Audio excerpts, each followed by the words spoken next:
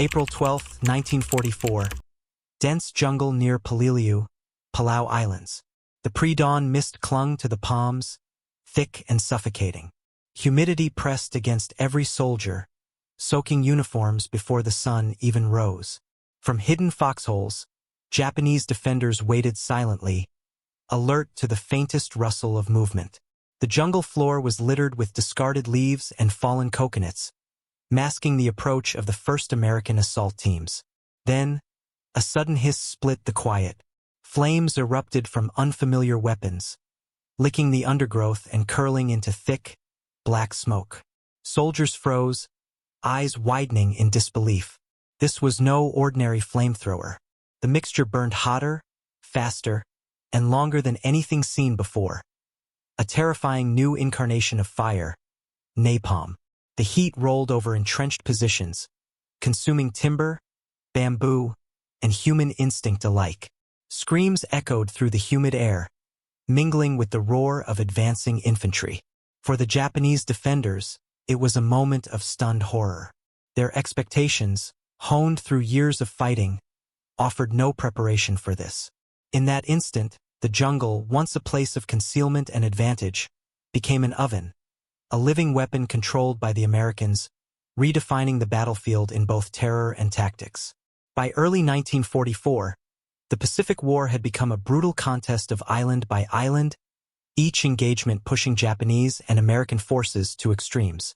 The Japanese defenders relied heavily on entrenched fortifications, caves, and natural terrain to offset American superiority in numbers and firepower. Traditional flamethrowers and explosives had been familiar threats, yet Japanese soldiers had adapted, constructing reinforced positions designed to withstand conventional assaults. Confidence in these defenses was high. Experience and discipline were their shields. The United States, however, was facing the immense challenge of breaching these natural and man-made fortresses. Conventional firepower often fell short against caves and bunkers, forcing assault teams into close-quarters combat that resulted in high casualties. Engineers and tacticians began seeking new solutions, experimenting with ways to enhance the effectiveness of flamethrowers. Previous models had relied on gasoline or thickened fuel, effective only over short distances and quickly extinguished in the dense, humid jungles of the Pacific. The need for a more persistent, intense, and psychologically overwhelming incendiary became apparent. The innovation emerged in the form of napalm, a mixture of gasoline and thickening agents that burned hotter, stuck to surfaces, and could consume foliage, timber, and defensive positions with unprecedented intensity. Napalm's introduction marked a turning point in the Pacific theater. Unlike standard fuel-based flamethrowers, napalm could reach deeper into bunkers and caves, forcing defenders out into the open and breaking the psychological edge long held by Japanese troops. Training and preparation on the American side became meticulous. Units equipped with flamethrowers loaded with napalm underwent rigorous drills to coordinate infantry support, artillery suppression, and armored advancement. The goal was not only to destroy physical defenses but to exploit the terror induced by the new weapon, compelling defenders to abandon positions or surrender.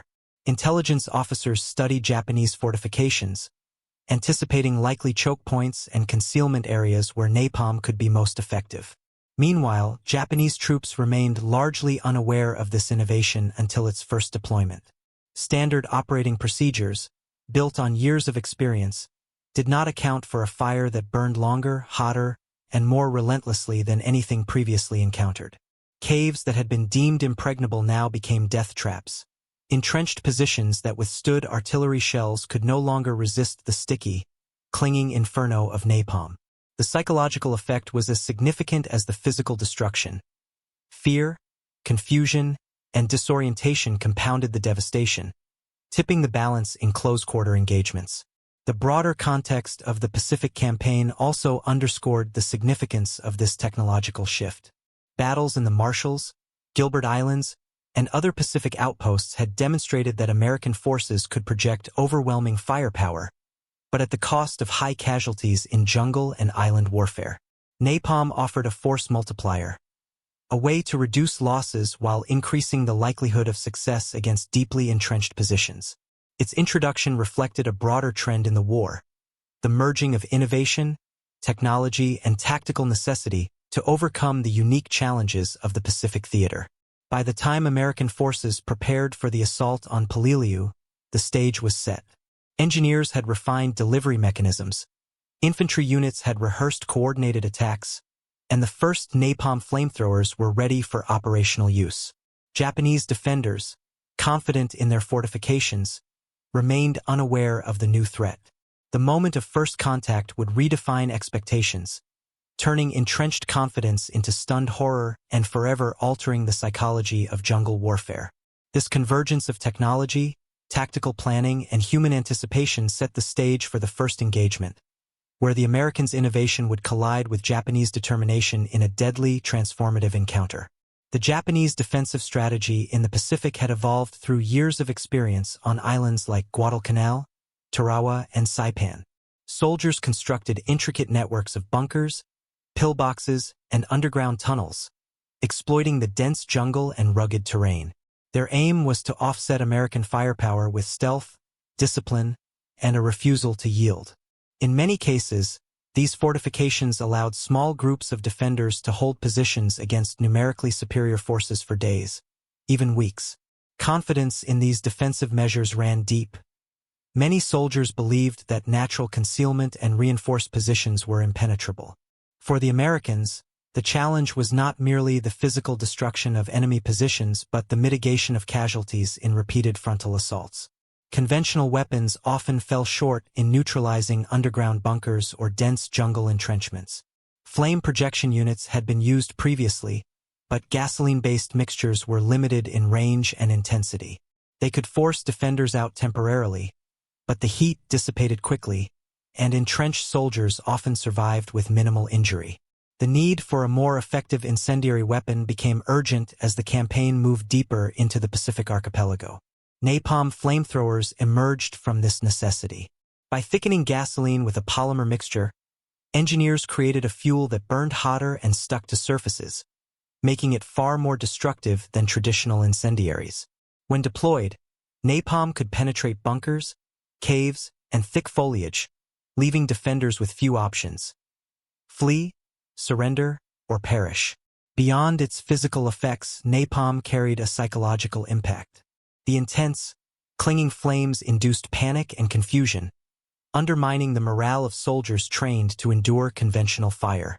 It introduced a new variable to jungle warfare, one that combined innovation with sheer terror. Preparations for its deployment were meticulous. American units trained extensively in coordination, ensuring that flamethrower teams operated alongside infantry and artillery. Terrain was surveyed to identify likely enemy positions, and delivery systems were adapted for the dense jungles of Peleliu. Commanders emphasized timing, synchronization, and communication to maximize effectiveness, while minimizing exposure to return fire. The first operational use of napalm was carefully planned to coincide with American advances, ensuring maximum tactical and psychological impact. Meanwhile, Japanese forces remained largely unaware of this innovation. Their training had focused on countering artillery, mortars, and small arms fire, as well as previous models of flame projection. There was no preparation for a substance that burned longer, hotter, and with more persistence than gasoline. Even hardened positions previously considered impregnable were suddenly vulnerable. This gap between expectation and reality would define the initial engagement, leaving soldiers stunned and disoriented in the face of a weapon unlike any they had encountered. The introduction of napalm also reflected a broader evolution in American military doctrine. The Pacific theater required adaptation to extreme conditions: isolated islands, dense jungles, and fortifications designed to exploit terrain. Success increasingly depended not just on brute force but on innovation, coordination, and psychological leverage. Napalm represented the intersection of these elements, combining technological ingenuity with tactical application to achieve decisive results. By the time American forces moved into position on Peleliu, the convergence of strategy, technology, and human anticipation created a high-stakes scenario. The stage was set for a confrontation that would redefine expectations in jungle warfare. Japanese defenders, confident in their fortifications and prepared for conventional assaults, were about to face a weapon that combined fire, fear, and innovation. A force that would leave an indelible mark on the psychology and tactics of both sides. The first light of battle was moments away, and the jungle waited silently, unaware that it would soon become a crucible of fire, human endurance, and the transformative power of napalm. The introduction of napalm flamethrowers at Peleliu affected the battle on multiple dimensions: human, tactical, technological, and leadership, each amplifying the impact of this innovation in different ways. For Japanese soldiers entrenched in bunkers and caves, napalm was a shock unlike any other. Unlike conventional fire or artillery, which could be endured or evaded, napalm's heat and tenacity created an almost inescapable threat. The flames clung to surfaces and burned intensely, penetrating protective structures. Panic set in as soldiers attempted to escape, often funneling into exposed positions where American infantry waited. The psychological terror was immediate and profound. Fear, confusion, and a sense of helplessness eroded discipline, leaving even the most experienced fighters vulnerable. Letters and reports from returning American soldiers described scenes of stunned defenders, some abandoning positions without resistance, others succumbing to flames despite desperate efforts to survive. The tactical advantages were evident in the battlefield outcomes. Napalm allowed American forces to neutralize fortifications that had previously required prolonged assaults, heavy artillery, or hand-to-hand combat. Caves, bunkers, and hidden positions could be targeted with precision, reducing the exposure of assault teams. Coordinated deployment alongside infantry and artillery ensured that Japanese defenders faced simultaneous threats from multiple directions. By integrating napalm into combined arms operations, Americans achieved objectives faster with fewer casualties. This marked a shift from attritional strategies toward precise, force-multiplied tactics that exploited both technology and human psychology. Napalm represented a breakthrough in weapon design. By thickening gasoline with a polymer, engineers created a fuel that burned hotter, stuck to surfaces, and maintained a longer burn duration. Its viscosity allowed it to adhere to terrain, timber, and fortifications, dramatically increasing its effectiveness compared to traditional incendiaries. Flamethrower units were adapted to carry and deploy this substance safely and efficiently, transforming a familiar tool into a devastating new weapon. The psychological impact was as deliberate as the physical. The persistent flames created fear and disrupted defensive coordination, amplifying the operational effect beyond the weapon's raw destructive power. Commanders on both sides were forced to confront the implications of this new technology. American leaders needed to trust flamethrower teams with high-risk objectives, coordinating timing and coverage to maximize impact while minimizing friendly casualties. The introduction of napalm demanded precision and planning at every level. Japanese officers, conversely, faced a tactical nightmare. Established doctrines and defensive preparations were suddenly inadequate. Leadership had to adapt under fire, attempting to reorganize units and maintain morale despite a weapon that nullified many traditional advantages. Decision-making under such conditions was strained, and the inability to counter this innovation quickly eroded command confidence. The convergence of these angles illustrated the transformative effect of napalm in jungle warfare. It was not simply a weapon but a force multiplier, affecting human behavior, tactical outcomes, technological application, and leadership decisions simultaneously. Japanese defenders were confronted with a novel, terrifying reality, while American forces gained a decisive edge in both physical and psychological domains. By changing the equation of fear, exposure, and survivability, napalm reshaped expectations on both sides. For the Japanese, entrenched confidence gave way to stunned disbelief. For the Americans, a carefully planned innovation translated into a tangible battlefield advantage. The first deployment at Peleliu demonstrated that warfare was no longer solely about numbers or courage. It was about leveraging innovation, strategy, and psychological impact to achieve decisive outcomes. From the perspective of the Japanese soldiers, napalm was a disorienting and unprecedented threat. Years of experience in jungle and island warfare had taught them to anticipate artillery, mortars, and conventional flamethrowers. Yet napalm defied those expectations. The substance burned longer, hotter, and more persistently than anything they had encountered, making entrenched positions suddenly vulnerable. Reports from Peleliu indicated that defenders, accustomed to holding their ground under bombardment, fled in panic or were incapacitated by the intense heat. The psychological shock was compounded by the sensory assault, the roar of the flames, the thick black smoke, and the acrid smell that filled the jungle. For soldiers trained to rely on discipline and preparation, the sudden realization that their environment had become an uncontrollable inferno undermined both morale and cohesion. The introduction of napalm also carried a profound moral dimension. For American forces, deploying such a weapon meant confronting the visceral consequences of modern warfare. The sheer intensity and destructive power of napalm blurred the line between tactical necessity and human suffering. Soldiers witnessed the immediate, horrifying effects on defenders and the environment, from scorched vegetation to incapacitated combatants. Yet commanders justified its use as a means to reduce American casualties, turning psychological terror into a strategic tool. For the Japanese, the moral weight was compounded by the helplessness imposed by the weapon, which challenged traditional concepts of honor and resilience in battle. Napalm did not discriminate. It transformed the landscape itself into a weapon. Dense jungle could no longer provide concealment or protection. Bamboo, undergrowth, and leaf litter became tinder, burning with a ferocity that left few hiding places. Entire swaths of terrain were rendered impassable, forcing defenders into open areas where they were more easily targeted. This environmental manipulation changed the tactical dynamics of the battlefield, allowing Americans to exploit both terrain and fear simultaneously. On a broader scale, napalm signaled a shift in Pacific strategy. Island campaigns had long been characterized by high casualties and protracted assaults, with entrenched defenders leveraging natural terrain to exact a heavy toll on attacking forces. Napalm reduced this friction by neutralizing fortifications more efficiently, allowing American forces to advance faster while minimizing losses. The psychological impact on Japanese troops amplified this effect, weakening resistance before ground combat fully unfolded. Strategically, the weapon allowed the U.S. to impose both physical and mental dominance over entrenched positions, accelerating the pace of island-hopping campaigns and shaping the operational tempo in the Pacific theater.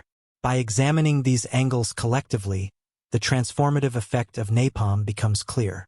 Its deployment at Peleliu was not a simple application of firepower, but a calculated integration of human, tactical, technological, environmental, moral, and strategic factors.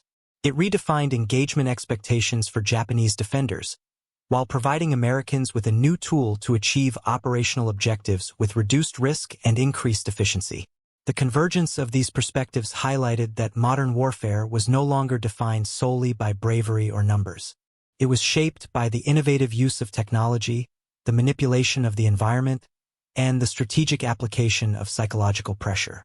In Peleliu, napalm exemplified this evolution, demonstrating that the integration of innovation, tactics, and human factors could produce decisive results on the battlefield. April 12, 1944, 0615 hours. Peleliu, Palau Islands.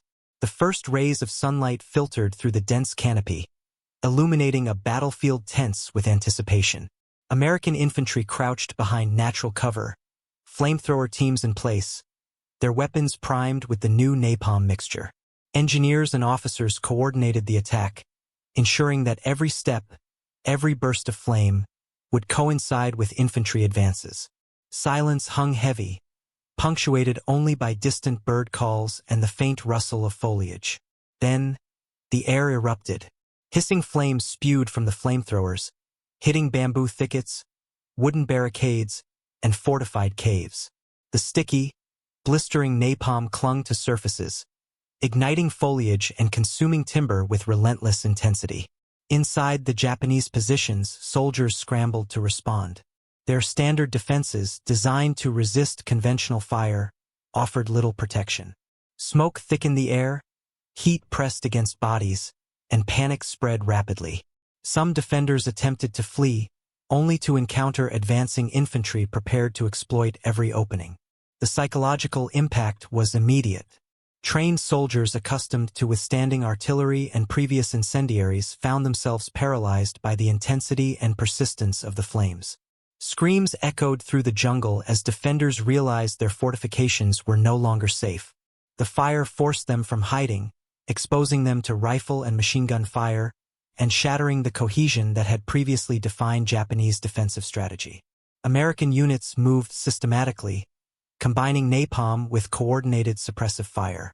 Engineers monitored the burn patterns, ensuring flames reached deep into caves and bunkers. Infantry advanced cautiously but decisively, taking advantage of the chaos created by the inferno. The synergy of technology, planning, and human action transformed the assault into a calculated, unstoppable force. By mid-morning, entire defensive lines had been neutralized. Where once caves and entrenchments had provided near-impregnable protection, only scorched earth and smoldering timber remained. Napalm had redefined the battlefield. It was no longer merely a contest of skill or courage, but a demonstration of the overwhelming effect of innovation applied with precision. Commanders on both sides quickly realized the broader implications. For American leaders, the success validated months of preparation and the tactical integration of napalm. For Japanese officers, the engagement revealed a vulnerability previously unimagined. Fortifications alone could no longer guarantee survival, and traditional defensive doctrine was rendered obsolete in the face of this new incendiary weapon. The morning's battle left an unmistakable mark on both men and terrain. Survivors, both attackers and defenders, were acutely aware that they had witnessed the dawn of a new form of combat, one where fire, fear, and technological innovation combined to dictate outcomes.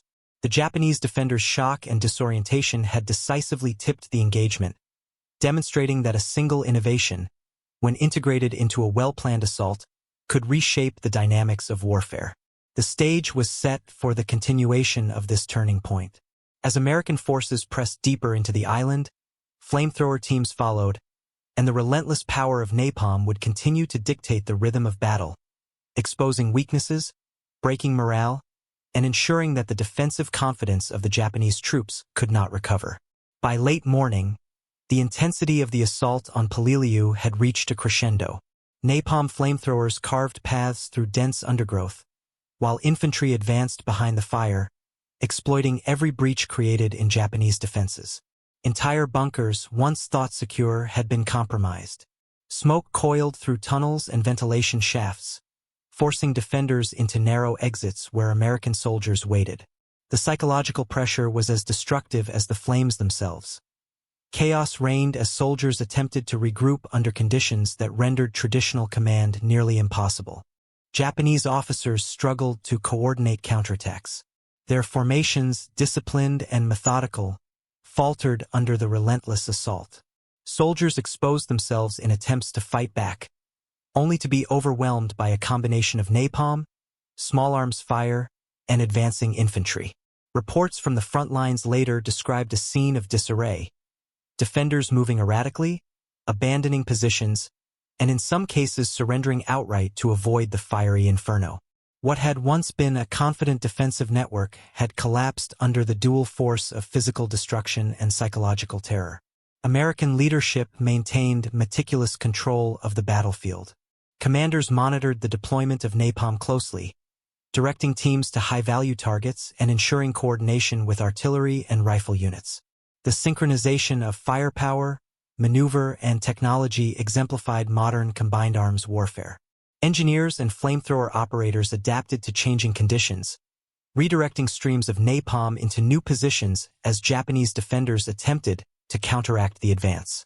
The result was a continuous pressure that left the enemy with no opportunity to stabilize their defenses. By early afternoon, resistance had largely dissolved in the sectors where napalm was employed.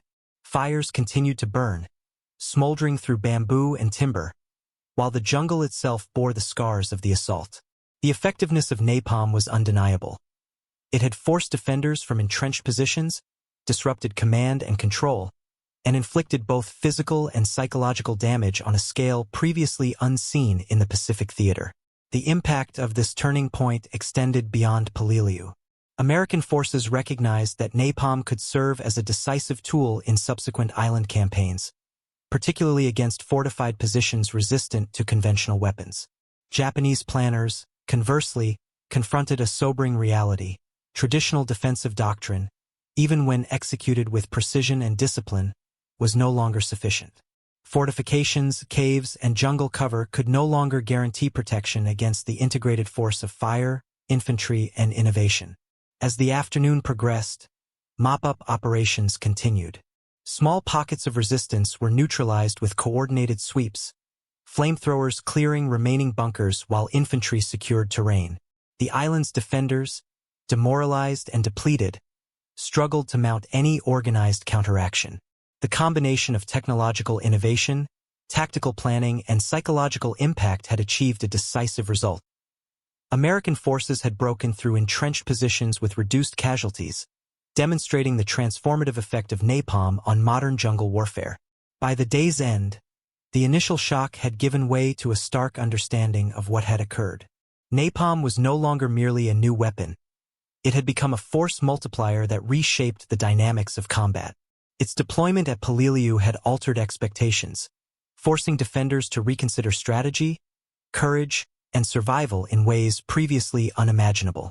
The turning point had been reached, the psychological and tactical edge now firmly in the hands of the Americans. The fire continued to burn, both literally and metaphorically, marking a definitive shift in the conduct of Pacific warfare. The Japanese defenders' shock, the physical devastation of the terrain, and the strategic success of the American forces all converged to demonstrate the lethal potential of innovation when applied with precision. Peleliu had become a crucible, proving that in modern combat, technology, human psychology, and tactical coordination could decisively alter the outcome of battle. The day following the initial assault on Peleliu revealed the profound consequences of napalm's first operational use. American forces had secured critical sections of the island, but the landscape bore the unmistakable signs of fire and destruction.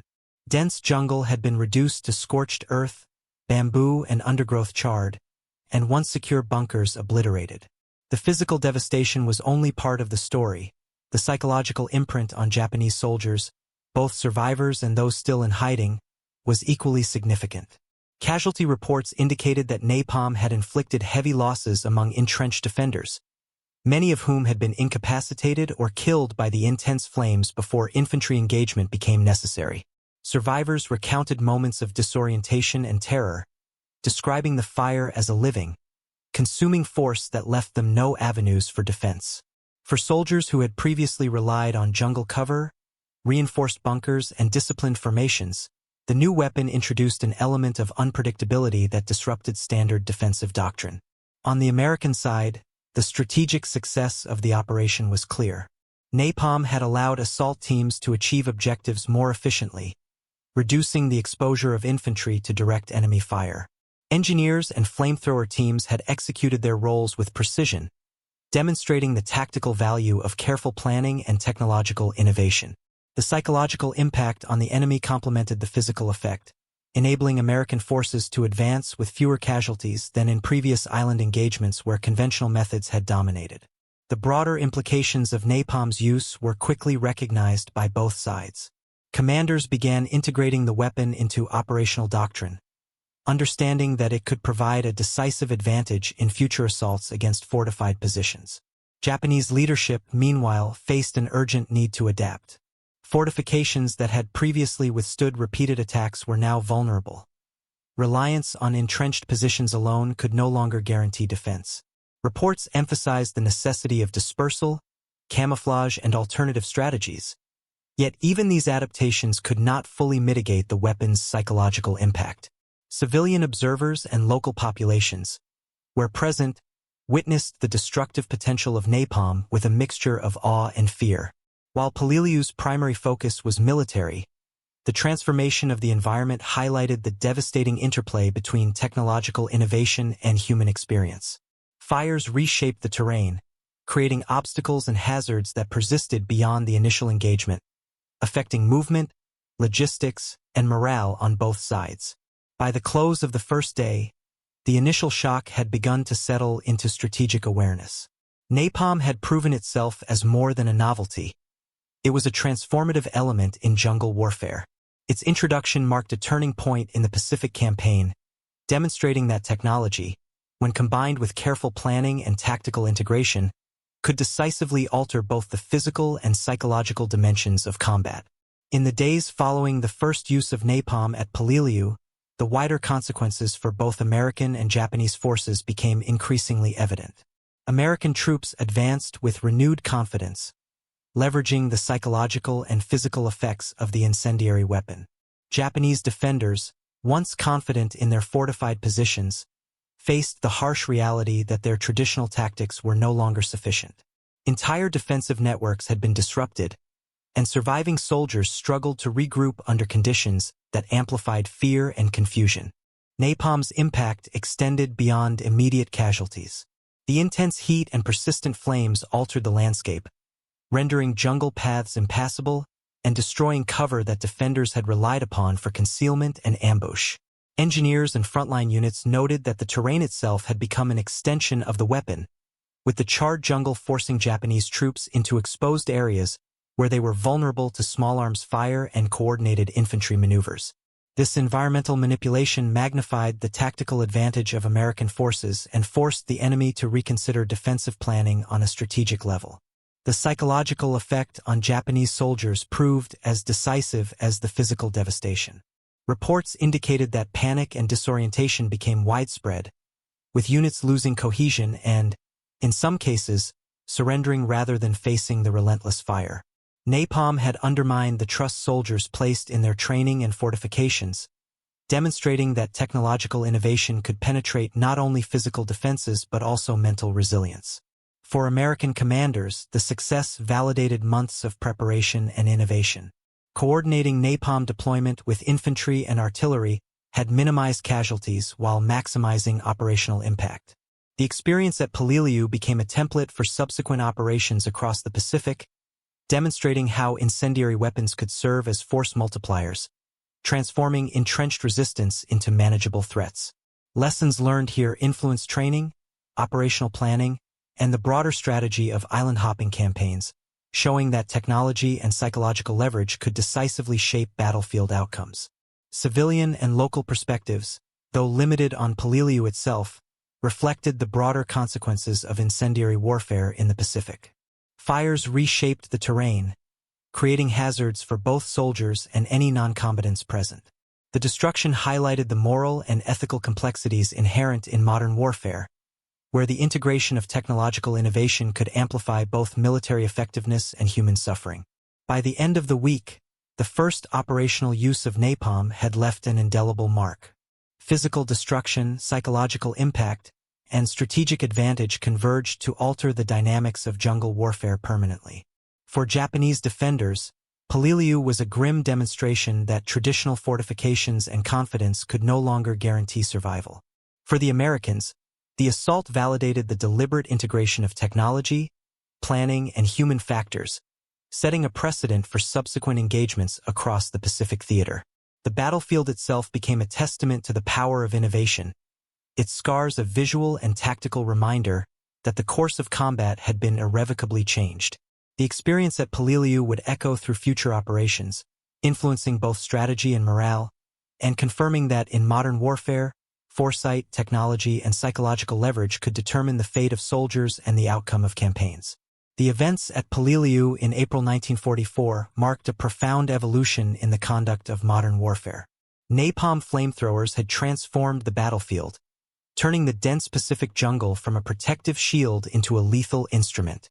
The physical destruction was immediate and undeniable, but its psychological impact proved equally significant. Japanese soldiers, once confident in their fortifications and training, faced an unprecedented combination of fear, disorientation, and relentless heat. The weapon did not merely burn, it shattered expectation, morale, and the very sense of security that had sustained defenders through years of brutal island campaigns. For American forces, the deployment of napalm demonstrated the lethal synergy of innovation, tactical planning, and human coordination. Engineers, flamethrower operators, and infantry worked in unison, transforming a technical advancement into a decisive battlefield advantage. Casualties were reduced, objectives achieved, and the tempo of island-hopping campaigns accelerated. Peleliu became a proving ground, illustrating that mastery of technology and understanding of human psychology could outweigh numerical superiority or traditional fortification. Yet the moral and philosophical implications were equally stark. Napalm blurred the line between necessity and devastation, forcing both combatants and observers to confront the visceral reality of modern warfare. The conflagration consumed not only vegetation and bunkers but also the assumptions upon which defensive doctrine had long been built. It demonstrated that innovation could redefine the rules of engagement, compelling soldiers to adapt rapidly or face annihilation. Ultimately, Peleliu revealed that war had entered a new era. Survival was no longer solely determined by courage, discipline, or terrain. It was shaped by foresight, technological ingenuity, and the ability to manipulate both environment and human perception. The introduction of napalm was not merely a tactical adjustment. It was a transformative moment that reshaped strategy, morale, and the very nature of combat in the Pacific theater. In the quiet aftermath, as smoke settled over the charred jungle, it became clear that the battle had left a permanent mark. The lessons of Peleliu would echo across the Pacific, influencing tactics, innovation, and the understanding of human endurance under fire. The island itself stood as a testament to the convergence of human ingenuity and the devastating power of modern warfare. A stark reminder that in conflict, the future belonged to those who could combine technology, strategy, and psychological insight into a decisive force.